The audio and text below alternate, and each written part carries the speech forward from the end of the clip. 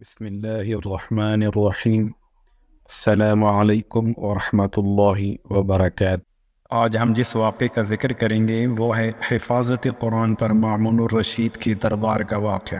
اس واقعے کو شروع کرنے سے پہلے اگر آپ نے اس چینل کو سبسکرائب نہیں کیا تو پلیز اس کو سبسکرائب کر دیں، اور اگر ویڈیو اچھی لگے تو بیل کا بٹن پریس کر دیں تاکہ اس قسم کی مزید ویڈیوز آپ تک بر وقت پہنچتی رہیں۔ چلیں شروع کرتے ہیں۔ امام قرطبی رحمۃ اللہ علیہ نے اس جگہ سند متصل کے ساتھ امیر المؤمنین مامون الرشید کے دربار کا ایک واقعہ نقل کیا ہے۔ مامون الرشید کی عادت تھی کہ وہ اپنے دربار میں علمی مسائل پر بحث و مباحثے اور مذاکرہ کرایا کرتا تھا، جس میں ہر اہل علم کو آنے کی اجازت تھی۔ ایسے ہی ایک مذاکرے میں ایک یہودی آیا جو کہ بہت ہی خوبصورت شکل و لباس وغیرہ کے اعتبار سے مایہ ناز آدمی معلوم ہوتا تھا۔ جب گفتگو کی تو وہ بھی فصیح اور بلیغ اور عاقلانہ گفتگو تھی۔ جب مجلس ختم ہو گئی تو مامون الرشید نے اسے بلا کر پوچھا کہ تم اسرائیلی ہو؟ اس شخص نے اقرار کیا۔ مامون الرشید نے امتحان لینے کے لیے کہا کہ اگر تم مسلمان ہو جاؤ تو ہم تمہارے ساتھ بہت اچھا سلوک کریں گے۔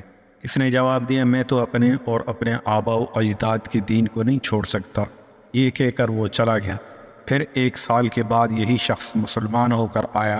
مجلس مذاکرہ میں فقہ اسلامی کے موضوع پر بہترین تقریر کی اور عمدہ تحقیقات پیش کی۔ مجلس ختم ہونے کے بعد مامون الرشید نے پوچھا، کیا تم وہی شخص ہو جو گزشتہ سال آئے تھے؟ جواب دیا، جی ہاں وہی ہوں۔ مامون الرشید نے پوچھا کہ اس وقت تم نے اسلام قبول کرنے سے انکار کر دیا تھا، پھر اب مسلمان ہونے کا کیا سبب بنا؟ اس شخص نے کہا، جب میں یہاں سے گیا تو میں نے موجودہ تمام مذاہب کی تحقیق کرنے کا ارادہ کیا۔ میں ایک خطاط اور خوشنویس آدمی ہوں اور میں کتابیں لکھ کر فروخت کرتا ہوں، اس سے مجھے اچھی قیمت مل جاتی ہے۔ میں نے امتحان لینے کے لیے تورات کے 3 مختلف نسخے لکھے، جس میں نے بہت جگہ اپنی طرف سے کمی بیشی کی، اور میں یہ نسخے لے کر کنیسہ میں پہنچا۔ یہودیوں نے بڑی رغبت سے ان نسخوں کو خرید لیا۔ پھر اسی طرح میں نے انجیل کے 3 نسخے کمی بیشی کے ساتھ کتابت کی اور اس کو فروخت کیا، تو اس کو بھی میں نصارہ کے عبادت خانوں میں لے گیا۔ وہاں بھی عیسائیوں نے بڑی قدر و منزلت کے ساتھ مجھ سے وہ نسخے خرید لیے۔ پھر یہی کام میں نے قرآن مجید کے ساتھ کیا، اس کے بھی 3 نسخے عمدہ کتابت کے ساتھ کمی بیشی کی۔ ان نسخوں کو لے کر جب میں فروخت کرنے کے لیے نکلا تو جس کے پاس لے گیا تو اس نے دیکھا کہ صحیح بھی ہے یا نہیں۔ جب کمی بیشی نظر آئی تو انہوں نے واپس کر دیا۔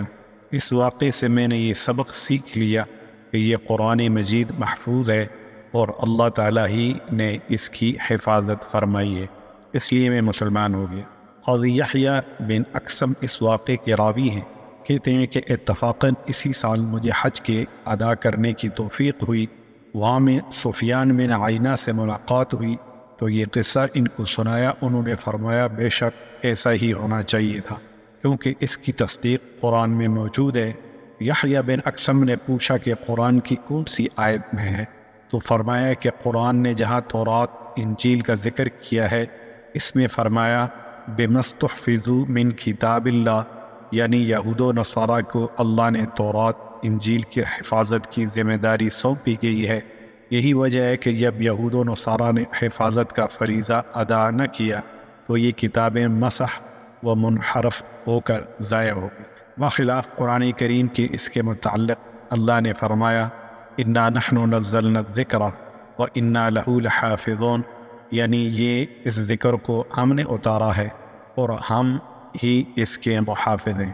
اسی وجہ سے اس کی حفاظت خدا تعالیٰ نے خود فرمائی، تو دشمنوں کی 1000 کوششوں کے باوجود بھی اس کے ایک لفظ میں بھی فرق نہ آ سکا۔ السلام علیکم ورحمۃ اللہ وبرکاتہ۔